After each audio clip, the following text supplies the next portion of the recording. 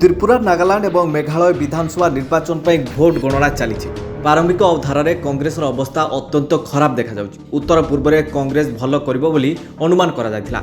राहुल गांधी नेतृत्व में बाहरी भारत जोड़ो यात्रार प्रभाव देखा मिलिबो, किंतु ताहा होई पारि नाही। गोटे पटे त्रिपुरा विषय आलोचना कले द्वितीय थर पर बीजेपी संख्यागरिष्ठता हासिल करिछि। अन्यपटे कांग्रेस एठारे खाता खोलिबाकू असमर्थ। त्रिपुरा रे 32 आसन में बीजेपी वर्तमान आगरे रही। यह व्यतीत नागालैंड रे कांग्रेस अवस्था आहुरी खराब रही। एपरी कांग्रेस खाता मध्य दृश्यमान हेउना। नागालैंड 60 सीट मध्य 55 ट्रेंड आसी। एथुरु कांग्रेस गोटे भी आसन पाई पारि नाही।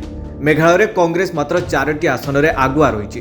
कांग्रेस नेता माने निजे प्रारंभिक धारा देखि आश्चर्य हो जाइछन्ति।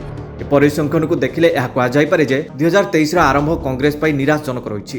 कथा होची 2024 रे लोकसभा निर्वाचन अनुष्ठित हेबो, तेणु यह निर्वाचन अधिक गुरुत्वपूर्ण। अधिक अपडेट न्यूज पाइबा पई आम चैनल को लाइक एवं सब्सक्राइब करो।